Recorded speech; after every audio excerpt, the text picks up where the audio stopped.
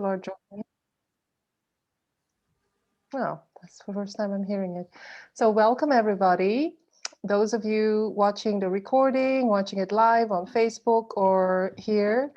I have with me one of my really good friends and mastermind buddies, Daniel. And I met Daniel sitting next to him at a Dr. Joe workshop in the times when he was running these progressive workshops, 3-day ones. And we met actually for the first time in Portugal, in the beautiful city of Lisbon. And we were sitting together doing the breath and having beautiful dinners inside. Um, so it was a beautiful time and with beautiful memories. And ever since then, he struck me as somebody who was very similar to me. Basically, Daniel is from corporate life, very successful in corporate life, but with a huge interest and deep passion for spirituality and anything personal development.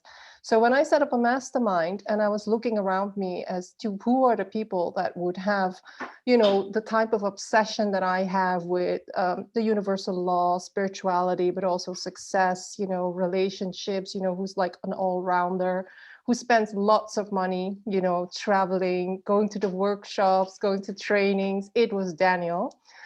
Daniel has like a huge track record. I think he studied with so many amazing teachers, but he's also coming into his own right as a teacher and an author himself. So, and what I love about Daniel is that he is in both worlds.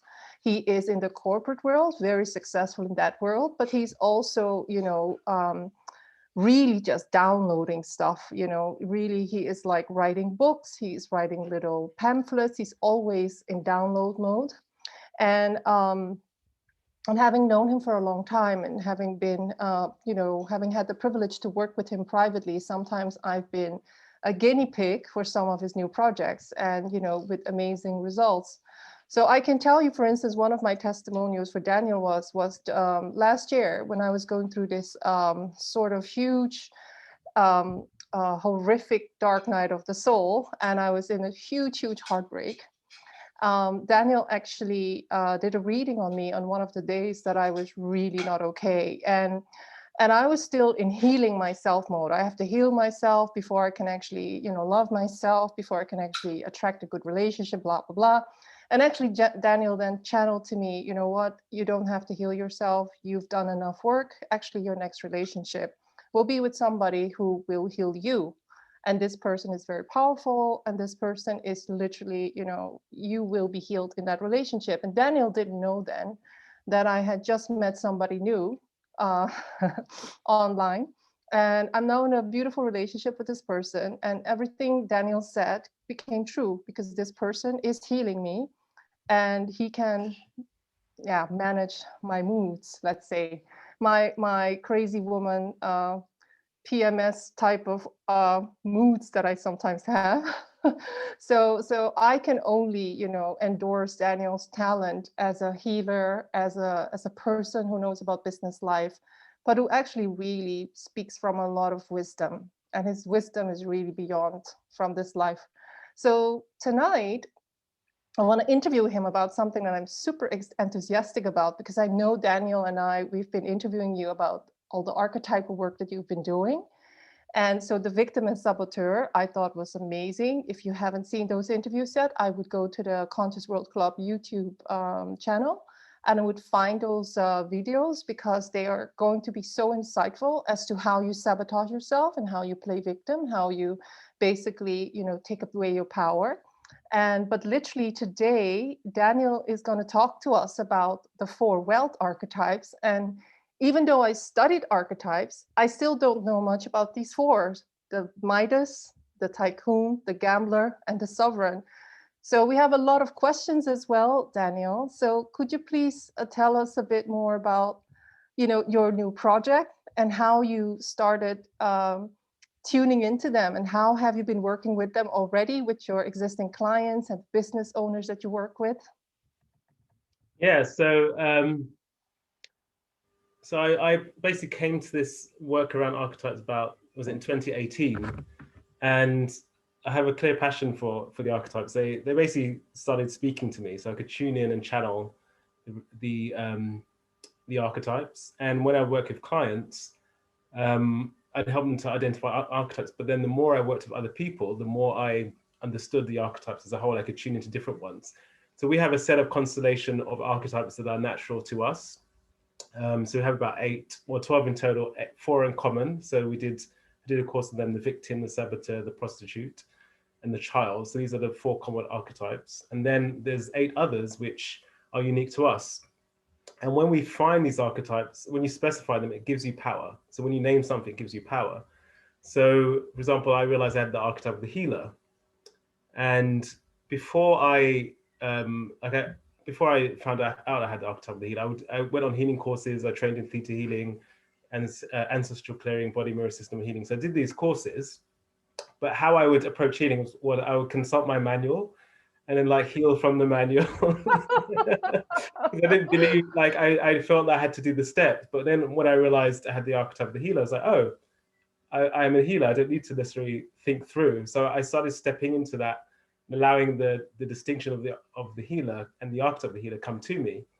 And then I just started intuitively healing. Like I would just be with someone and then I would just tune into their body, like basically make it up and just intuitively operate. And I found it was way more effective. I really trusted, knowing I had the archetype of the healer, I trusted that I could heal. And it really improved my healing ability. Similar with my other archetypes of sage, that's actually how I started tuning into knowledge. I realized I have the sage, and then I just started to ask questions to the universe, and the answers would come to me. So the archetypes are a real discovery, because each archetype has a superpower. And so first you identify your archetype, but then when you actually realize what the superpower is, that's when things really start to shift. So some of my clients, like one of my favorite clients, her business has gone from 5 figures to 7 figures. So she passed her first in like 18 months. So she basically passed $1 million this year in a really difficult industry in the pandemic. And it's because she understood her archetypes. So she understood the gambler, the queen. So the gambler is one of the wealth archetypes, and the sovereign, the queen, is as well. And it's really, there's 3, actually, each person we have 8 archetypes, but I say there's 2 that really matter. So not everyone actually has a wealth archetype. You may not have one, and chances are if you're not on the path of wealth, if you're not wealthy, you probably don't have a wealth archetype, because if you did, you would be on track to be wealthy. But so does that, just to clarify what you're saying, Daniel, does that mean that you haven't integrated it yet and that you can never have it? Or does it mean that you can do some work around it? Yeah, it means you have to do some work around it. You've got to understand it. You've got to study it. So thanks God.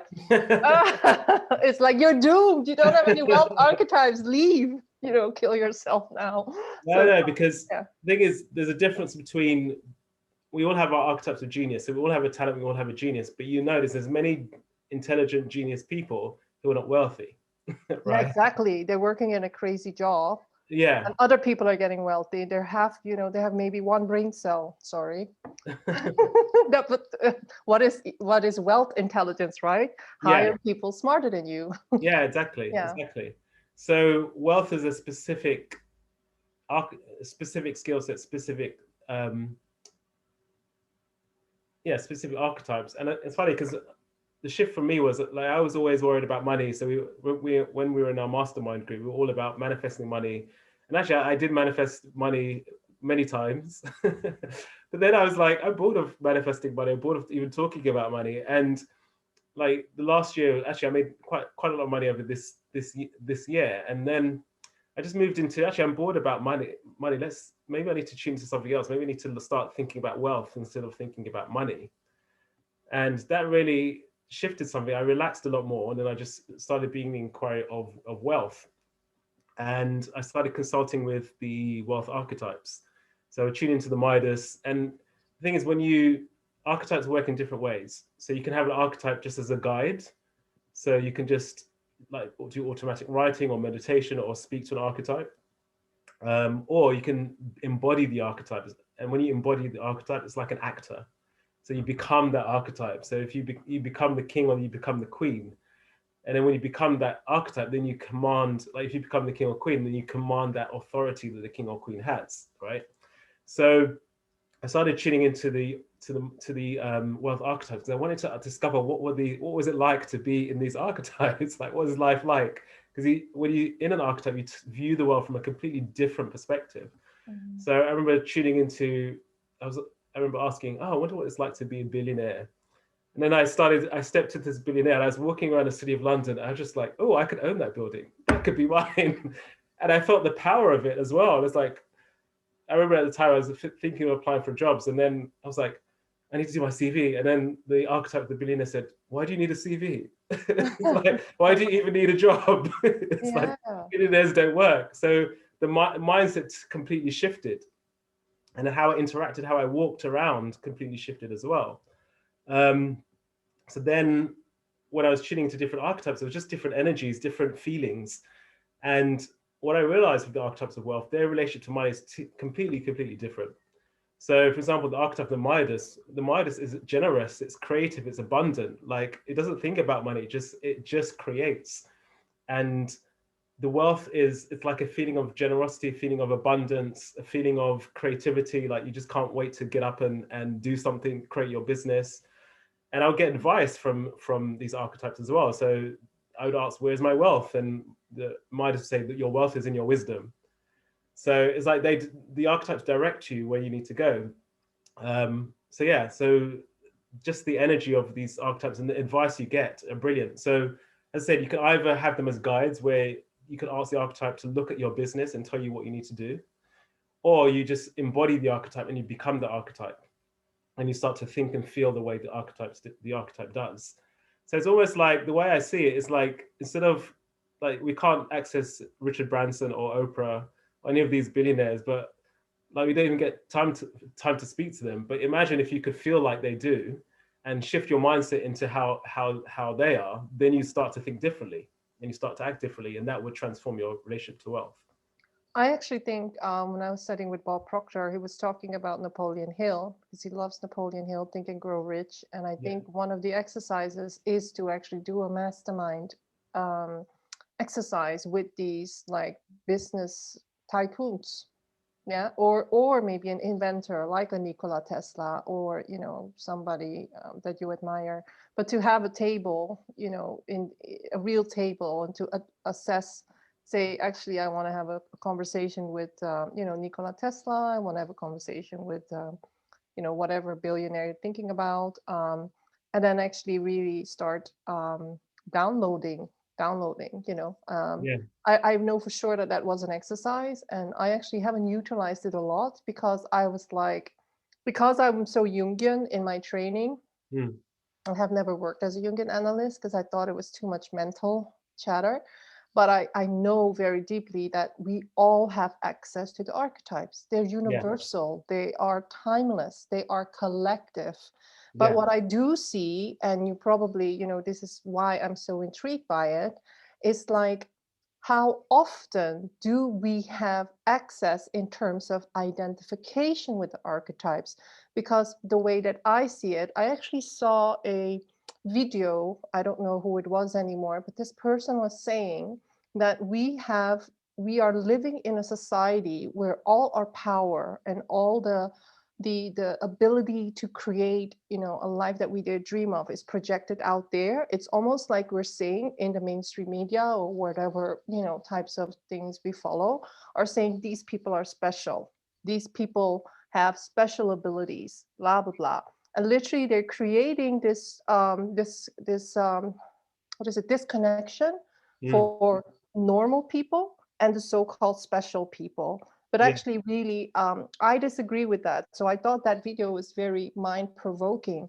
So do you see that in our culture, because of the way that we glorify and put certain people on pedestals, and all the success articles and things like that, and interviews just glorifying these people, that it sort of takes us away from the ability for us to connect to these archetypes? Would you say that that was true? Well, um, I think archetypes, we have to consciously connect to archetypes. So we are kind of, what's the word?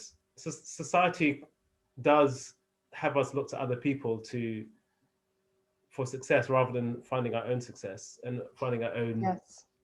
The thing is also that, like, if someone shows you a person who's successful, that person will have certain archetypes. Yeah. So if you follow that path of, I don't know, say Gary V, for example, if you follow the path of Gary V, you're only going to be successful if you have the same archetypes that he has, and then you Right. own those archetypes.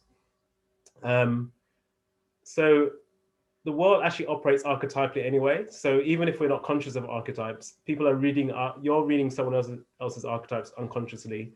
They're reading your archetypes unconsciously. So it's happening unconsciously anyway. So Yes. if someone who had the princess archetype walked into the room, you would completely treat her as a princess even without knowing it. So we understand, we recognize these archetypes. So what the power is in actually becoming conscious of them, because we're always being manipulated. If you look at the media, it's like the gossip and the storyteller and the alchemists, the wizards are manipulating us anyway. So if we can see these archetypal forces and who's behind that, then we can actually see what's actually going on. Mm-hmm. So a lot of the conversation and a lot of that projection that you're talking about comes from the powers that be, knowing how to use archetypes to manipulate us. Like branding is archetypal. So Completely. I have a whole book about it, you know. I love yeah, that book. Yeah. yeah. So brands will associate themselves with archetypes so they attract the right people. So it's happening all the time. So that's the reason why, if we become conscious of them, then, so the work I do, I help people discover their sacred contract or their archetype or blueprint. When they do that, then they start to see how their own their own specialness, their own genius, and that's the ability. When you see your own uniqueness, you don't need to compare yourself to anyone else. Wow, that sounds very powerful. Yeah, So, could you maybe explain a bit about the different archetypes and how we can assess whether we're connected to them or not?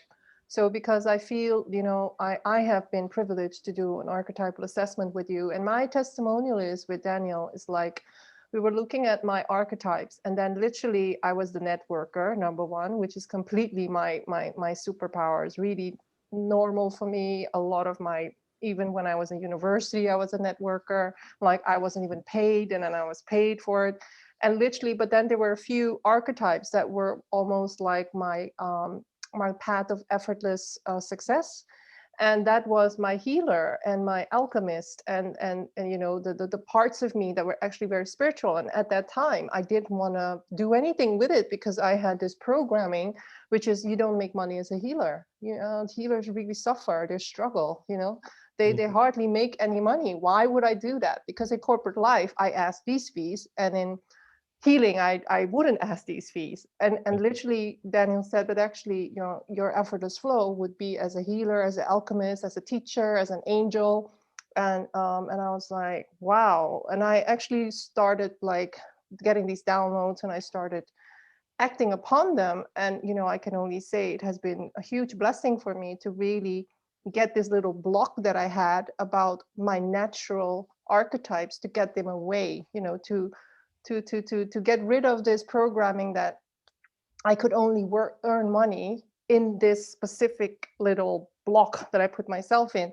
So how can we know that we should be working with any of these archetypes, and how do we know that we are not integrated with them? And I know you answered me in the Telegram, but I think a lot of people here are very, yeah, you know, they want to have practical, you know, tools around, you know, how can this work for me? yeah. Okay. So obviously I do consultation. So having consultation with work. There's a book called Sacred Contracts, which is written by Caroline Mace, which basically details how to find your archetypes. And what you find is some of them will be obvious to you because they've been with you for a long period of time. You may not be able to articulate them, but you'll know that some of them are obvious. Then some of them are hidden.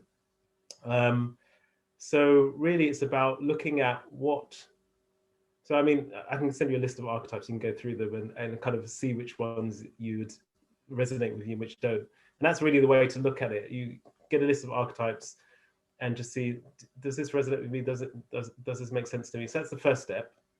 But then the real step is when you actually discover them and then you create that relatedness with them, see how that plays out. And then and the more you delve deeper into that archetype, the more you understand the actual powers of the archetype. So each archetype has like a superpower, basically. So like if you have the alchemist, you can manifest, right? So the teacher has the ability, you've got a teacher, teacher has the ability to communicate in a way that people get. So what I find is, and there's personality tests online you can do around archetypes. What I found is those personality tests, they don't really give the depth. So they'll give you a personality, like they'll say, this is your personality, you have the archetype of the wizard or the princess or whatever, but you don't have an understanding of what that means. So really, you have to understand, knowing what it is, and then going deeper into and delving into what that actually means for you and how that plays out in your life. That's actually the power. Because when you understand that, then you can access the power of the archetype. Like if I told you you had the teacher archetype and that was it, you'd be like, okay, I'm a teacher, that's fine, like I know how to teach. But when you understand what that means as a teacher and embody it, that's when it really comes out. So there's if everyone contacts me, I can send you a list of archetypes. If you want to have a consultation, obviously I recommend that because it's really valuable. But it's also understanding your archetypes and how they play out in your life. So some archetypes will be for your professional career, business. Some archetypes will be in your love life. Some archetypes will be your spiritual practice. So different archetypes come in for different occasions as well. Yeah, I want to clarify that you did an actually generic archetypal consultation for me, and then you did one for my love life. Yeah. In my love life, I had some really bad ones in main positions. Like I had victim, I think, or saboteur for the first house, and in the family, I was victim. And it always played out in my love relationships. As soon as I was forming a unit with a man, I would completely be like a victim. Like it just happened. It just snapped in, the victim would just come in. And in my first house in love life, I was the saboteur. And I mean, that was really eye-opening because at that time it was really very it was just like playing out in my life. And because I had the consciousness around it, and because Daniel was my friend, sometimes if I was in crisis, he would just say, don't let your saboteur do this. Don't let your victim. This is your victim talking, And I was like, victim? What? No, but it was the victim. But it sounded like me. So I think when you start to look at the business side and you're thinking, you know what, I have everything, why am I not manifesting here? That could be a complete different archetypal constellation that you have. So a lot of people here are in the what is it, I would say, personal development, healing type of archetypes. Some of us have multiple careers. Would you say that per career a person should have a different archetypal reading, or would you say actually you are one person as a whole, just like you and I, we are both corporate and spiritual, although why would you even differentiate them? But we have a little bit of duality sometimes around it. Would you say, in this world, you would have these archetypes, and in this world, you have these archetypes. So if you combine them, maybe you have a complete different reading. Because I cannot see the Tycoon in, for instance, healing, but I do see Anthony Robbins, and I do see him as a Tycoon. Yeah. You know what I mean? So, but it doesn't happen very often, So maybe you can give us a few pointers there. Yeah. So first of all, you want to look at them separately, just because there's so much information that you can't really to see your whole life is then focus on one area. There's too much information in one setting, so you always want to separate them and look at those questions specifically. So as I said, we have like a natal set of archetypes. It's like astrology. When you're born with your astrological chart, you have a natal set of archetypes. These are the ones that you're more familiar with. But archetypes will come in throughout our life. So they'll come in throughout certain periods of time, and they'll visit you. Different archetypes will visit you. So we're not just limited to those 8. So, and that's the good thing, because then you can actually create a relationship with an archetype of wealth. So what I'd say, if you're not wealthy already, you probably don't have an archetype of wealth, but it doesn't mean you cannot develop a relationship with one. And it just means you've got to consciously decide which archetype of wealth would make more sense for you, and then just cultivate that relationship. So I can read the archetype, so I can tune in and tell someone what archetype of wealth will be better for them. But you can also there's things you can practice, like dream work or automatic writing, to kind of speak to the archetype and see and develop that relationship. But the way I work with archetypes around wealth is actually quite different, and you haven't done it yet. So The first, so basically I identify 3 archetypes. So the first 2 are the archetypes you already have. So they are your genius archetype. So this is the archetype that's your natural genius. So if it's for you, it might be the networker, where it's so easy for you to network and you can access the superpower of that networker. Then that's the one that's really gonna, because the archetype of wealth is like an amplifier. So you've got your natural genius. Then if you put the wealth archetype around, it will then show you how you can monetize that, how you can extract the wealth out of it. So that's the difference. So I want to get your genius archetype first, so you can see what skill I'm working with, what's my natural genius. Then there's an archetype of energy or flow. So what's the best flow for me to work in? So for some, it might be the mystic. I just need to tune in, because it sounds more like you tune into the guidance and that's your best flow for work. Some people it's like the warrior, like I need to work hard. When I work hard, results happen. So that's the archetype of flow. And then the wealth is like the magnifier. So for example, if the Midas came in, the Midas suits people who are creative. So the Midas would come in and just show you where the wealth is in what you're up to, how to bring. So lots of people are creative and they come up with ideas, but many people can't monetize those ideas or make them really successful. So the Midas would advise you on how to take that idea and magnify it, who to speak to, like it will show you things you've never seen before, and it will give you extra information. The Midas so that's a Midas. The archetype of the Tycoon, for example, is more about legacy wealth. So this is like Getty, where your wealth, like when you die, your wealth, like there's foundations in your name because you've amassed this amount of wealth. So the Tycoon would give you a different perspective. It will look at, okay, so let's take an example. So say you're doing a course and the archetype of the Tycoon came in, it would then look at, well, this is not just a course. Like this course needs to be so good that it stands the test of time. Mm-hmm. So the Tycoon would bring in patience. It would have you really work on developing a product that would last throughout time. It would look at how we can build this into something that needs a legacy. It would have really long-term legacy thinking. Mm-hmm. So that would be the Tycoon. And the gambler is more about the risk, the high profile. So this might be dealing with cryptocurrency. It's more about tuning into intuition. But it's that thrill of playing with possibilities and probabilities. The gambler intuitively knows what the stakes are, what it likes to play big, it likes to take risks. It's not worried about losing money because it knows it can lose money one minute and then it can make money another minute. So the gambler is not completely my life now in crypto. Today is like whoops, but tomorrow is sky high. Yeah, so the gambler, it's about the thrill of it, and it's understanding the probabilities and the possibilities and playing with probabilities. That's actually the power of the gambler. And in the shadow of the gambler, yes, it's gambling and losing your money, but the gambler in its highest form understands it's about play and it understands the risk, but it knows it's about, obviously it's learning when to take a bet, when to not, but also trust one's intuition. So that would be the gambler. The gambler would be like, well, let's not look at crypto, but if we're doing a course, the gambler would be like, let's go big. Let's go and speak to, I don't know, let's see if we can get Tony Robbins on board for this course. It's like, why not? Like, what's the worst that could happen? He'll either say yes or say no.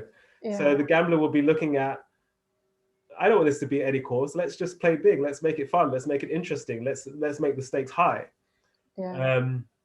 And that's what the gambler will do. It's like my client who has £1 million business. She's just been gambling. She's been reaching out to famous celebrities, just taking a part. Some have come back and said yes. Some have said no. Ordinary people would never dare to ask a celebrity to be part of their business. So that's the gambler perspective. That's what the gambler brings in. So that's a gambler. And it's funny because like for me, I'm not naturally a gambler. Like I'm quite reticent. So I probably wouldn't look at the gambler as my archetype of wealth because it would probably make me too nervous. But when I tune into the gambler, I really get a sense of excitement and fun. And I was talking to my client, I was like, oh my God, I just tuned into the gambler. And it's like, life is so exciting when you're the gambler. And she was like, oh, welcome to my world. This is how I feel every day. Like, this is how I get up out of bed. So it's like, you get this different emotion from the gambler, for example. So that'd be the gambler. And then the king or queen, the sovereign. So this is about creating a business. So a lot of people will, it's going to be common, like the king or queen, because this is creating an empire essentially. So your empire will have staff, and your empire is like your kingdom. So your staff are like your kingdom, your business is like your kingdom. So You're there to take care and serve your kingdom, and there to serve you. So when you have the archetype of the king, the king or queen, that's about creating a business that is a kingdom, an empire. Community, perhaps. Yeah, community as Yeah, well. Yeah, so yeah, a this would be, tribe. Yeah, yeah, absolutely. yeah. So Dr. Joe has done that well. Tony Robbins have done that really well. You know, Yeah, even people like Gary Vee. And I think in some of the books of Seth Godin, you know, when many years ago, like 20 years ago, I think, was already talking about that the businesses of the future will be community led. yeah, Yeah. yeah, exactly. So the king or queen is slightly different because your is more closed. It's not community necessarily. You can have a community, but you'll have your own court. So it's like the people you employ, the people are closer to you. So, but the king Joint or queen is, venture, partnership with. yeah, Yeah. exactly, exactly. So Yeah. they're suited to having large businesses, large empires. So that's not for everyone. Like you may not like. It's quite. It also is a lot of responsibility to have a big empire. Yeah, But absolutely. in the sovereign, you think more strategically. You think of like, oh, who could I bring in? Who could I hire? Like, which person would go well in my organization? What's missing in my organization? And they will have to do that because what you see in a lot of self-employed businesses is that people sort of underwhelm them. You know, what is it? They're overwhelmed by Yeah, basically not wanting to delegate, and that's yeah, how they're not tapping into the sovereign, yeah, and they're really staying small because they're yeah, also not wanting to give control to people that they need to pay or that are more, basically have way more skills in marketing or finance or strategic yeah. partnerships than them. And would you say that some people here might think, wow, I actually believe that I have some of these wealth archetypes, or they might feel completely alienated from them. How would you say could somebody assess whether or not it would make sense for them to even look at the any of these archetypes? Because I mean, I know actually your amazing friend who has built this beautiful business, and I know the whole story. I know how pandemic came and this whole business was like, oh my God, where are we going? And then Mm. I knew that you were doing all these sessions with her and how she transformed her business. So my answer is, I see when you tap into these archetypes, you probably are tuning into complete new unknown possibilities that were not there before. So for Mm. instance, you might think, oh, I'm a teacher, I'm a healer, I'm a marketeer, I'm good in whatever, finance. But then suddenly when these archetypes come in, it's like you're tuning into an emerging new possibility that wasn't there before. Yeah, And you don't have to watch YouTube videos or whatever. You'll just download these ideas. So my question is, how can somebody here assess which one of the four archetypes they should be working with? Or would it be best if they would, for instance, do a reading with you, or have, get on the new course that you are launching? yeah. So come on the course, basically, because it does require some thinking. It does require understanding what the archetype is about. It requires some study. The first access to an archetype is actually to study it. So you need to know who the archetype, what the archetype is about. You need to have the intellectual understanding of the archetype first. Yeah. That's the first thing, because it happens in layers. So you need to understand the intellect. What is it like? What are the stories? So stories are very important to archetypes. So you need to know the stories, the ups and downs of each archetype, the shadow of the archetype, because the archetypes are conscious and unconscious. And if you don't fully understand an archetype, it's easy to get caught up in the shadow aspect of the archetype as well. So you've got to understand it from an intellectual perspective so that you can then tap into it, first of all. So two ways. So one is to do the course which is starting not this week, the week after. I'm doing an introduction session this Tuesday where I'll talk a bit more about the archetypes. But first is come in the course, learn about the archetypes. I would have a consultation with me to find all of your archetypes first, because it's not that much use having a wealth archetype if you don't know your own archetypes. It's actually more important to know your own archetypes first, because that is what gives you power. The wealth archetype is an amplifier. So if you know your archetype of power and genius, then you have something to work with.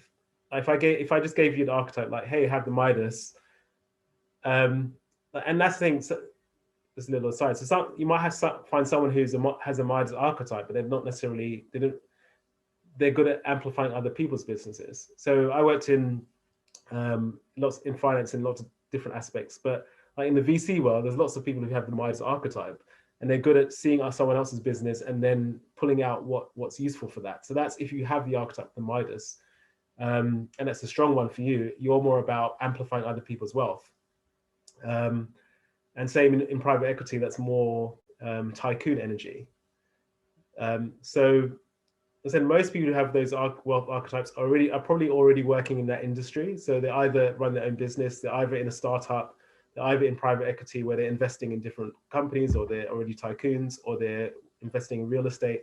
So if you have a wealth archetype, you probably, and you're successful, you're probably working with this. So it's more, how can I use the archetypes that I have now, and then bring in as a consultant, say, the archetype of one of the wealth archetypes to help to aid me in understanding wealth, because you've got to invite it in. It's like all the like Tony Robbins, DeMartini, when they talk about wealth, they tell you have to study wealth. So this is the same thing, except instead of going to a book and studying wealth and accumulating this knowledge, it's actually studying an archetype of wealth, understanding an archetype, so then you can access it and transform your mindset that you can step into the archetype of wealth. And I think most of it is about transforming identity, because all the business owners that I know, and looking at the games that we launched as the Conscious World Club, everybody that created any gain in their success or in their business, they had to think differently. They had to feel differently. They had to shift their identity. So some people, they might have certain judgments about themselves, certain judgments about their industry, certain judgments about their clients. And so then they keep themselves stuck. So because they're not moving their identity piece or the way that they see the world. And I think when you invite an archetype, I think the archetypal transformation is really about not being stuck in this is who I am, and I'm going to hold on to the story of who I am. I think, Yeah. and that is why I think it's so beautiful, because you start to understand that you are in your own way, as a Dr. Joe would say, or that it's you can never create a great business if you're going to hold on to the story of why you're failing, or why the business isn't making you any money. Absolutely. And also the archetypes are a very rapid way of looking at life through a completely different lens. And you find things you never ever thought of seen before. So that's the thing. Like when we're in a personal development train, as we have been, like we've learned so much knowledge, and we've gradually shifted our perspective. But some of our mindset doesn't shift as much. But when you bring an archetype to it, it's instantly, you just get a completely different way of seeing things. And like, oh my God, I didn't see the world before like that. And like, now I understand why people are successful in this endeavor, how they think in that way. And that can we're talking about wealth here, but that could be anything. So like it's funny, I was playing tennis today, actually. And then I was losing at tennis. And then I was like, I wonder if there's an archetype for tennis. So I just tuned into something, and then suddenly my game just started improving. Like the ball started to slow down, and then I was hitting my shots back, and I was like, oh wow, this is like some archetype of a tennis athlete. And it was like the total perspective just totally shifted. The Williams sisters. Yeah, and I don't even know the names of all these other handsome guys that are in ads. Like, I cannot pronounce their names. Yeah. Yeah, but it's like suddenly your world shifts, and like suddenly things that you like. When I was tuning into the archetype of the gambler, when I saw the gambler, I was like, oh, I don't understand the gambler. The gambler is very difficult. Like, why would anyone want to be a gambler? Like, it just makes no sense to me whatsoever. And then actually tuning into it and seeing it and studying it, and then I spoke to my friend who has the archetype of the gambler. I was like, oh my God, the gambler is really cool. It's really, really. It's like it's such a different perspective. It's such a different viewpoint that it shifts your world. So they always say, if you want to be successful at something, go and speak to someone who's already successful. I can totally relate to that. And I love it that you actually related the gambler to, for instance, crypto or trading, because I am in a spiritual trading course where we're actually trying to reduce all the, what we call the noise of all the different fear and greed in the world, so that we become more intuitive, because you were saying the gambler has to be intuitive. But in the crypto world, I mean, I've just been in it quite new, and I'm in several platforms, and some of them are really good making money. This is the AI software that doesn't have any emotions. And the parts where I'm trading, I'm losing lots of money today. But I'm unfazed, because I see all the charts of how it basically goes like this, and I'm just like, it's an adventure. And I can completely relate to the gambler, like saying, I just see the opportunity, and I see the opportunity in making money when the markets go down. And I see the opportunity in when the markets go up. You just have to know the strategies. And before that, I was like, oh, I hate gamblers. They're like so irresponsible. They're like addicts. And now I'm like, that euphoria feeling and not being phased when things seem so bleak, and just thinking, wow, I can even make more money. It's like that. I think is the elevated form of one of these wealth archetypes. So what would you say, can you maybe, some people here, have asked questions around, could these archetypal influences, the wealth archetypes, be transgenerational? I myself think so, because I think if you look into your family or your culture, if you haven't had these type of archetypes demonstrated in your family line, let's say your grandfather or your mother or maybe an uncle, then it feels like it's a bit foreign to you. Would you agree with that? So I said again, someone said that So I got distracted by a text in the chat. This is so yeah, so if somebody has like the wealth archetypes in their family, is it easier for them to identify with it than if it's not in their family? So let's say, if it's in your immediate family, yes. yeah, But I don't know if that's a rule. Like you will probably inherit some archetypes from your parents or your family, I would say. I do see, like, when I do readings, I do see some of those archetypes come through. It's generally one or two. So you may not necessarily inherit a wealth archetype just because your parent has one. Because yeah. don't forget, there's lots of trust fund babies who are have wealthy parents and may That not necessarily be good at having generating they're wealth. not entrepreneurs themselves. They're like completely, the trust fund babies might just have not had the drive or the hunger or the ambition Yeah. to do anything about it. Yeah, yeah, yeah. So there's a question here. Let me just read it. Is it same like an actor takes up a certain character? So if we are a good actor, we can easily relate to an archetype. Yeah, that's definitely true. So this is what I was saying. Archetypes can be guides, or you can embody an archetype. So embodying archetype is like being an actor. Like a really good actor can just step into the archetype, and then there's two aspects: the external aspect. So if you're acting out an archetype and you do it well, people will feel it. So if you're acting, you stepped into the king, like or Queen Meryl Streep, how she does it. Like everyone would immediately defer to you and treat you in that way. So definitely the external aspect as well. The internal aspect, which is the thoughts and the feeling, the mindset.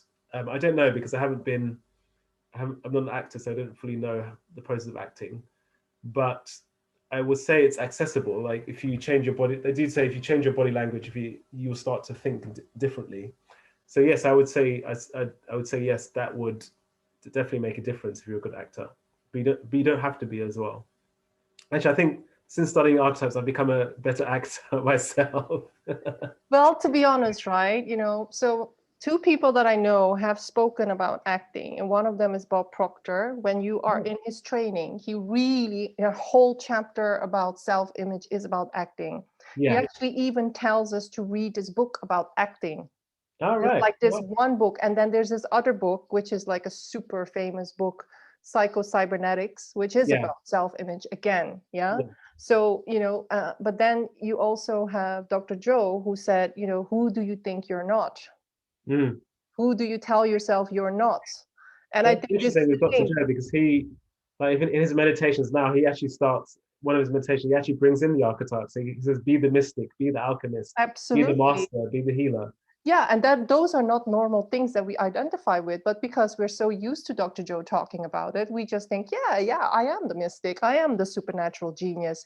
He Yeah, even does it. He's always been saying is tell the neighbor you're a supernatural genius, you're a super yeah, this, you're that, and you sort of giggle in the beginning because yeah, you never identified with it. But imagine that we now think, oh my God, I am a tycoon, or I am a super, gambler, but I am a sovereign, or I am a what is it, the Midas, yeah, right? yeah. Yeah. So it's not so I have to say it's not as simple as that. Like it does require some work to tune into the archetype. So actually, the work I do also, I help people align to archetypes as well. And then what that entails is really just looking at so when you actually align to an archetype, the archetype will actually teach you certain things as well. So it will teach you the new perspectives you need to shift. Or it's because I use theta healing as well, so I combine the theta healing with the archetypes.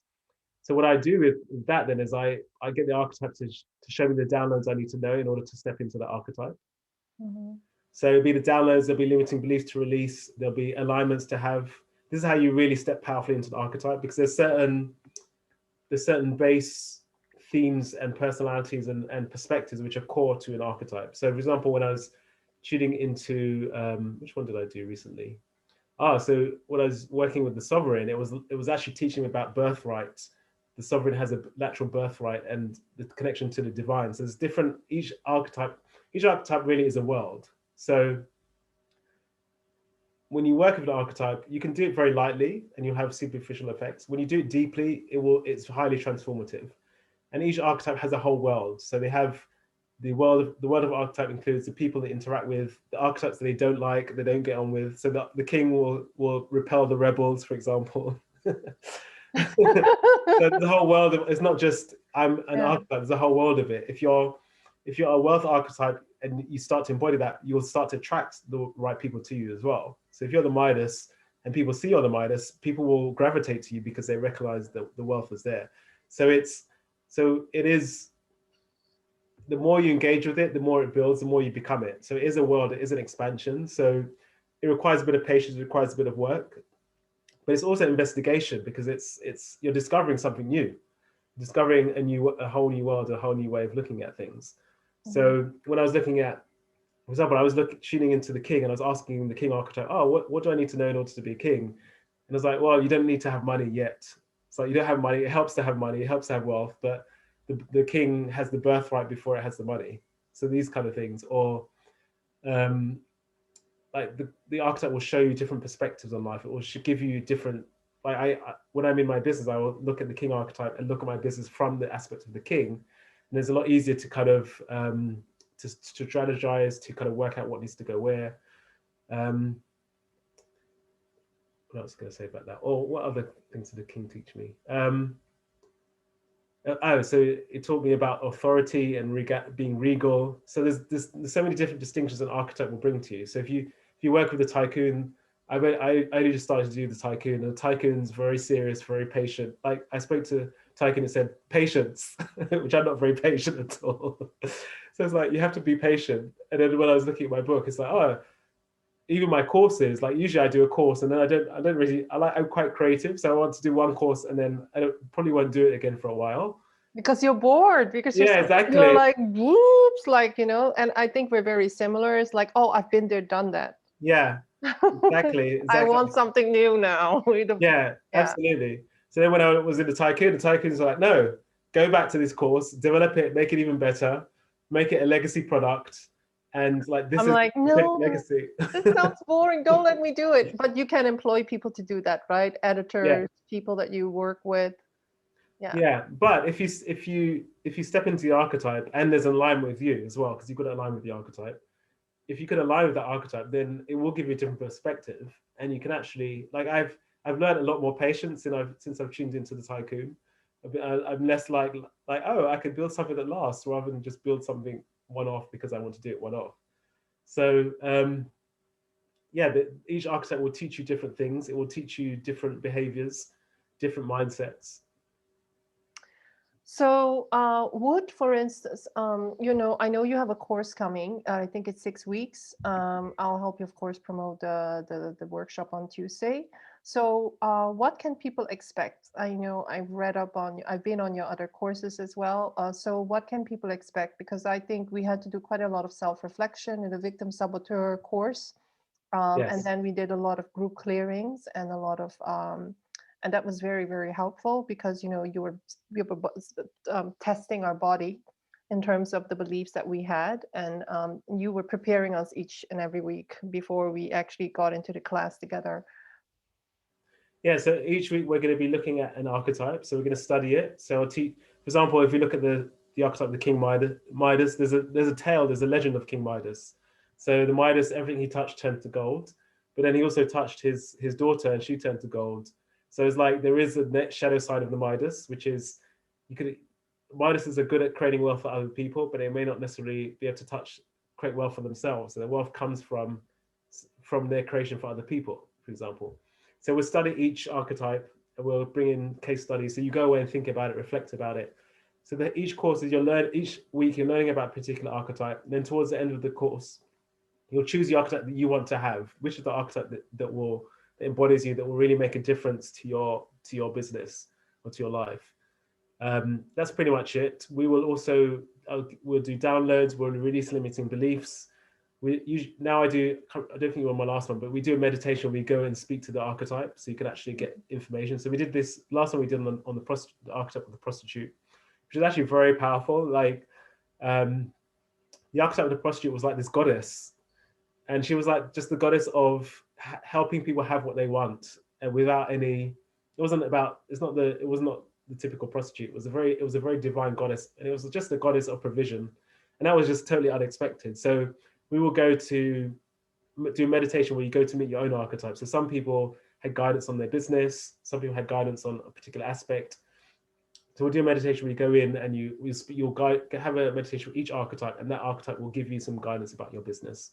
That's one thing. And then we'll release limiting beliefs. We'll do some downloads, like that really. So towards the end of it, we will.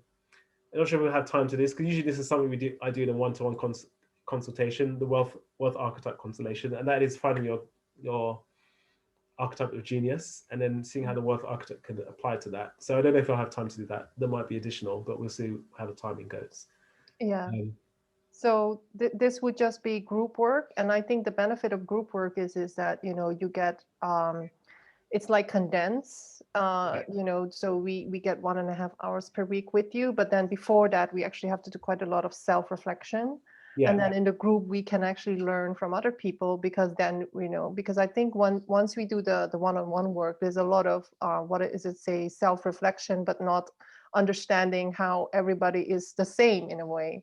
Yeah. And how maybe what you think is a negative for somebody else could be a positive, and you have a much more richer picture of what's going on. And also it makes it very affordable to get to work with you as an introduction, and then if people feel ready, they can go into more other courses with you or do some personal work with you, which I would highly, highly recommend.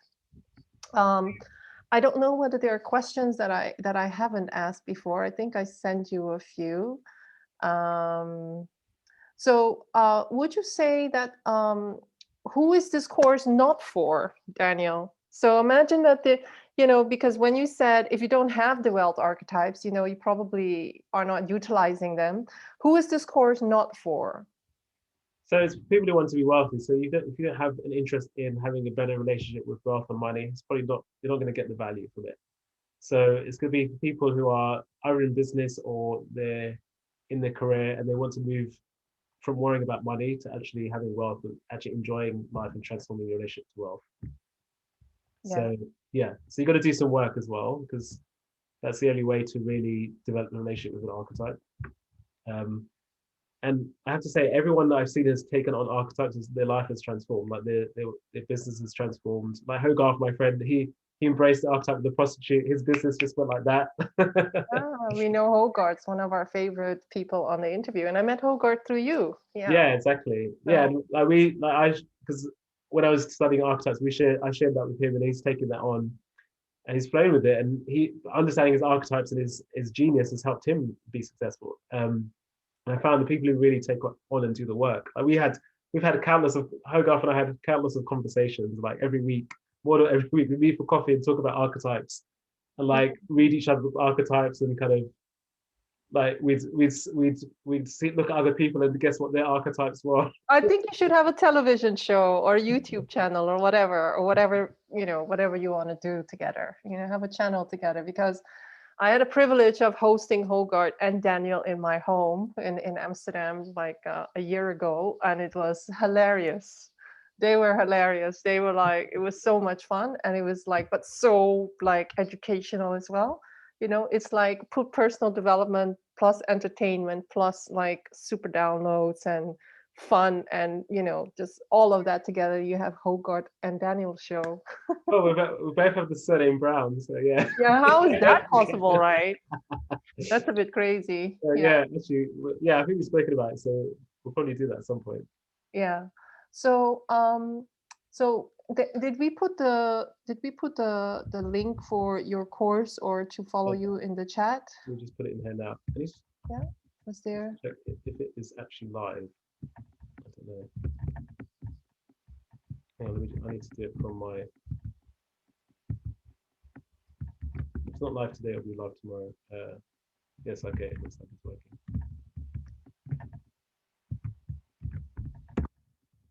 I would like to say something about my own transformation with wealth. And I think it was because if you're in your old personality, let's say, you are worried about certain things. You can literally write them down. I'm worried about this. And if you do not explore the expansion through the archetypes, through whichever way you can, if I hadn't done that, I wouldn't be open to trading. I wouldn't be open to crypto. I wouldn't be open to, really stepping into several investment platforms that would lead me to, really having to actually expand myself to studying crypto, blockchain, decentralized finance, etc. But to be honest, if you told me when I was in my limiting mindset, when I was in this little dark hole of like, oh, as a healer, I won't make money, blah, blah, blah. I wouldn't, if you told me one day you will be studying everything about DeFi, about blockchain, about cryptocurrency, Bitcoin, and how this world is going to change because of that, I would not have believed you. And right now, my partner was saying to me, when I met you, every night and every morning we had to meditate. We had to basically listen to Dr. Joe and Michael Bernard Beckwith, or some of the other teachers that I listened to, and we had to meditate. We had to go into the void. And now Angelique wakes up, goes to bed. I'm listening to the crypto news. Like, what are my shares? Well, and I'm enjoying it so much. And sometimes you like the big, I mean, it's like such an entertaining world that I'm in some of the cryptos that I invested in. And it's like a whole world in itself. So actually everything that Daniel has said, when you change your archetype, when you start to become interested in wealth, you will find new avenues. There's no way that you can be stuck in who you are now.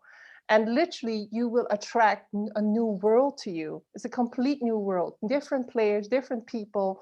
You will be listening, studying, engaging with complete other multiverses than you are right now when you are stuck in your own little, oh, I can't earn enough money with what I'm doing. Maybe you have to do something else. Maybe you'll have to branch into something else.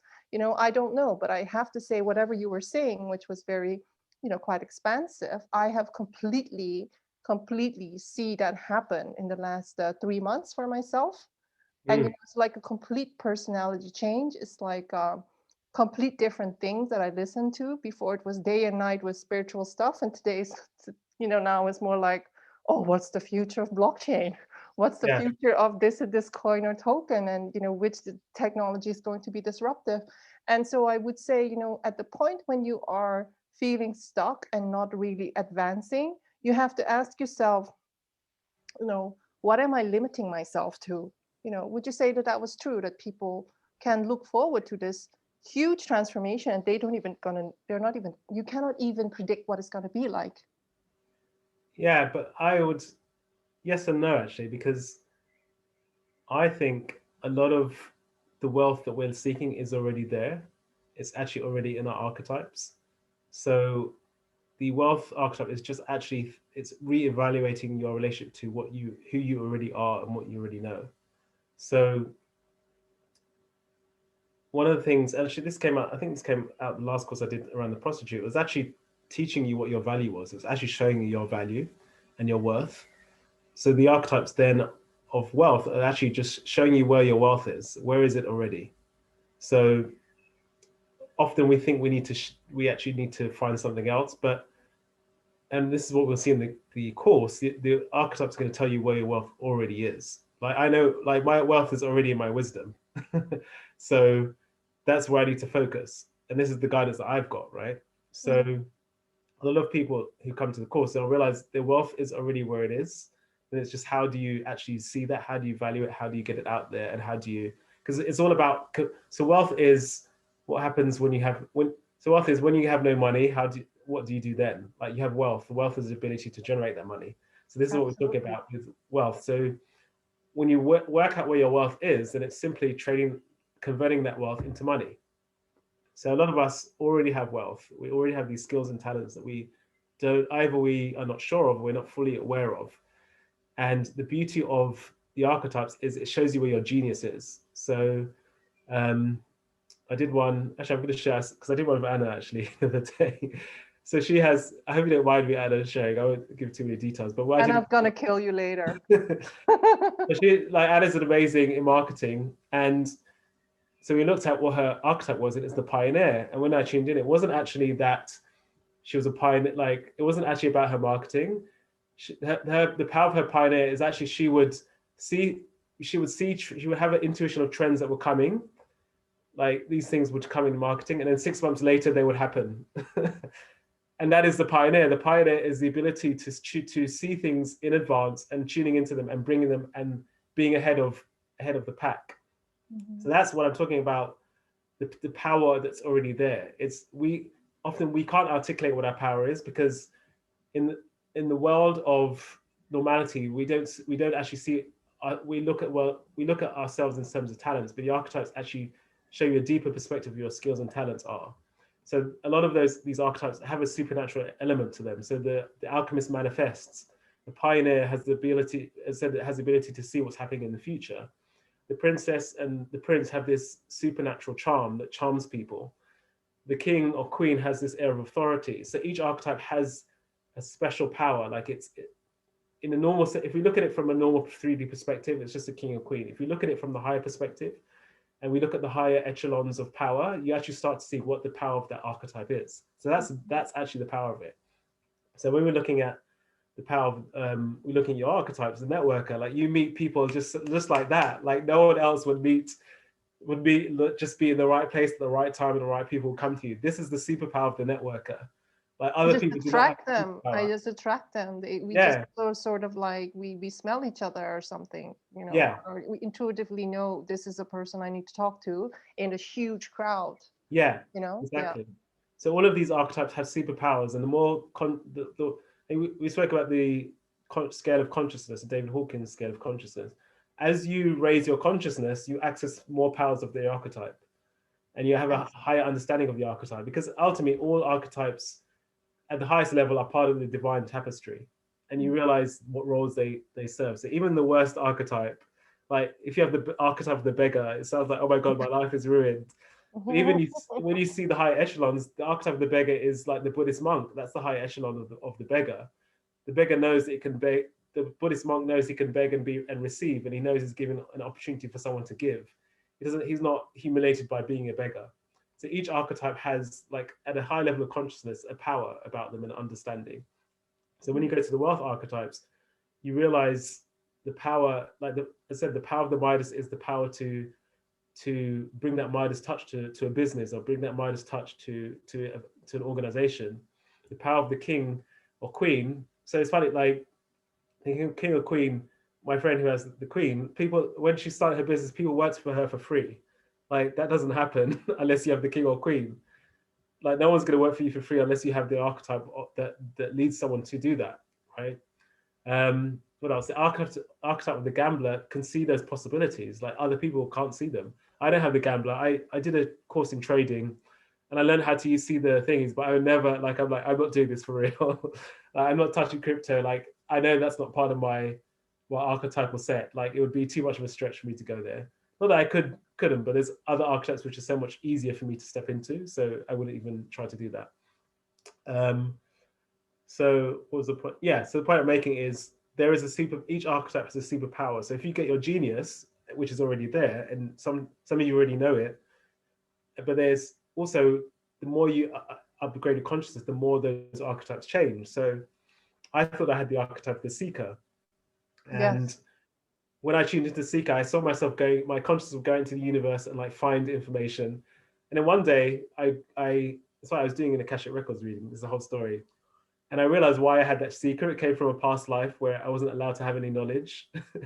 And I was like a friar in a church, but I was like on the outskirts. Everyone had the deeper knowledge and I was left with the scraps. So then in this lifetime, I was like an insatiable seeker. Like, I read 2 or 3 books a day. I can so relate, but now I know it's like a journey you take, and then at one point it has to stop. Yeah. Yeah. Yeah. So then I transformed my seeker into the sage, because once I dealt with that past life issue, it was like, oh, I have all the information. Anything I want, I just tune in and download it. So that's how I discovered my superpower. So then it was just like, I have all this knowledge, but then I wasn't necessarily making a lot of money from it. I was being too creative. So when I tune into wealth archetypes, it's like, oh, actually, you have all this wisdom. Now it's time to start capitalizing on it and using it to help other people. So, so to summarize it, we actually all have innate value. We already have value in us because of our innate talents and also the things that you have, naturally gravitated towards too. But if you haven't used your wealth archetypes, you have never even thought about them, then that can actually deprive us of, wealth generating, life changing type of opportunities that have to do with entrepreneurship and building a legacy or building a product or business that could serve many, not just a few people. Yeah. Yeah, so I understand that. And I also want to reiterate, you don't have to be super spiritual to be in the course of Daniel, because I think No. he's quite grounded. Yeah, so the archetypes have a practical aspect. So there's the practical aspect. We're going to use meditation. So you don't have to be super spiritual. It's everyone has access to archetypes. Not Absolutely. just for spiritual people. Yes, absolutely. So if there are any other questions, please let us know. Otherwise, I did see a raised hand, but I think it went down. I think it was Anna clapping. All right. So, and maybe if you could put in the chat what you've learned today, if you could just do that, give us some little bit feedback and some praise for this. Yeah, so Abir was there with the victim and saboteur one, I Yeah, that's right. Yeah. remember. Yeah. So I think I posted a link, but I didn't put the date. So it's going to start on the 1st of June. So I'll put that in there. My saboteur was avoiding committing to a date. I'm like that too, Daniel, but I just sort of like force myself because my wealth archetypes loves the money that comes in. And I have money for, so many amazing projects that I want to invest in, that, that is making me naturally want to launch projects so that I can invest in other things. Yeah. So I think, I think for me, the wealth archetypes have really shown the fun of investing in new technology. So for instance, I think all of us are super bored just by thinking about making money. If it doesn't really serve a purpose, I don't think people like us, I would say we are in the higher pyramids of Maslow's hierarchy of needs. Yeah, we're in the higher brackets. I think if we see the purpose of something, then we get fired up. So for me, wealth became really interesting because I could see DeFi, crypto, and decentralized finance as a way to freedom. And we're talking about freedom in a really big way. It's like taking back the power around our own natural rights to really determine what we're going to do with our money, and basically the types of financial systems that we're going to support. And so for me, that became such a driving force that I started to almost be like, maybe more like, what is it, a promoter, somebody that saw a cause in it. So I would say, if you do not see the value of the wealth, the underlying value of the wealth that you're trying to create, either for yourself or for others, I think maybe there's some deeper work that you need to do, because there's always a narrative that you could think, that you could connect to wealth. You could say, oh, who cares about money? I just want to give love, right? Or, yeah, I'm just going to meditate all day and transform the world in the fifth dimension. Or are you going to say, you know what, actually, if I transform people and I transform my own wealth archetype, I can actually show people how to do it as well. And, this will help my family, this will help my communities, this will help other women. We have a lot of women here, and I still think, there's a lot of, we still can use a lot of different female role models in the world. Absolutely. Yeah. Yeah, absolutely. I Yeah. agree. So I'm just reading it. Indrani knows Caroline Miss. Yes. Caroline Miss is a genius, and at the same time, not so easy, I would say. But she's downloading amazing work. Nita, at first glance, I thought the gambler was reckless, but now I see that I might be the gambler, as I see the possibilities. I can think big with projects. The only thing that holds me back is not always having the funds to invest. Well, Nita, who knows? You might be able to transform that. Yeah, you and know? actually, the gambler isn't necessarily about having the money. Like the gambler will. So my client who has the gambler, she started with no money, but it's actually the ability. It's actually the possibilities and the thinking bigger. So it's doing deals, and this is the gambler's not actually just about gambling in playing the markets. It's actually, it could be anything, any business type. So it doesn't have to do anything with trading at all. Um, but the gambler is about just taking big risks, seeing opportunities, and you don't necessarily have to have money to invest. So, and that's the good thing about the archetypes. Like we're at the moment, we're coming from our limitations, but when you tune into the archetype, you actually start to think differently. So that was a good point. We'll work on that in the Yeah, course. yeah. Because So often with we get stuck because we feel we don't have the money to invest. I Um, think that's, in Dutch we have a specific word. It says drogreden. And drog, it's almost like, I don't know what the exact translation is, but I think it's like a false excuse. It's like a reason that's not a reason. yeah, Because I think literally, I really believe that you can always download the solution that is right for you. And actually, my download was, because I completely trust my downloads, is I'm going to create a constellation for business owners where the group downloads the business ideas for them. mm, Because the person that is stuck, they really sort of, sometimes the solution is there for them, but they reject it. yeah, So it's really like saying, I don't have money, or I don't have the funds, is really like, it's just really being stuck in that little identity of, I cannot access the potential of solutions. But the solutions are already there. As you said, your value is already there. yeah, yeah, absolutely true. But often, I mean, we've all been stuck in this as well. So let's not Yeah. pretend that we haven't been stuck in. I can't Yeah, suggest it. absolutely. But this is why I think all these different interviews that I'm giving to people, and all these workshops that I'm presenting to the world, is really insightful, because a lot of people, what I don't believe in is that you actually read another book. Mm, That this is what you're referring to, is you need some deeper work. yeah, Yeah, just reading another book won't help you. Buying a course and not attending it, yeah, there's a lot of us also do that. Just download the course. You pay another, like, I don't know, 6,000, and you never look at the course. Is that going to do something for you? No. I think we have to commit. If you are on a course, make yourself show up, yeah, and really just be there, and do the homework as well.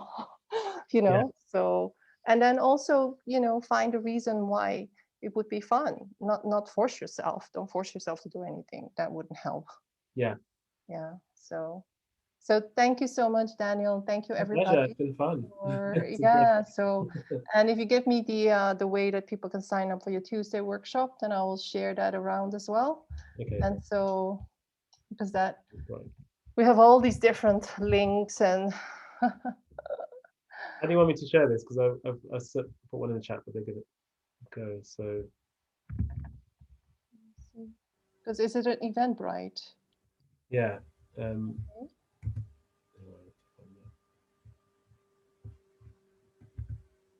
I'll send them to you. I mean, I just put the link in for the course. Yeah, that's not the. What's that? Could also create a Facebook event. If Yeah, that's true, some yeah. people have already left Facebook. Yeah, it's funny because I've stopped using it so much as well. I'm like, just use every channel where you can find the people. You know, sometimes it's not up to us whether we endorse a platform or not. If people are there, then you have to be there. Yeah. So true. yeah. Okay. So thank you so much, Daniel. I look Thanks, forward everyone. to. No, I think it's Tuesday, right? Tuesday, yeah. Tuesday. What time would it be? 7:30. 7:30 UK time. Yeah, UK time. Yeah. Okay. So, okay. Thank you, I'll everybody. send it to you, and you can send it out to everyone. I think it's probably best to do. Yes, I'll do that. All right, brilliant. Thanks so much. Thank you so much, everybody. Thanks. Lots of love. Bye. Bye. Bye-bye.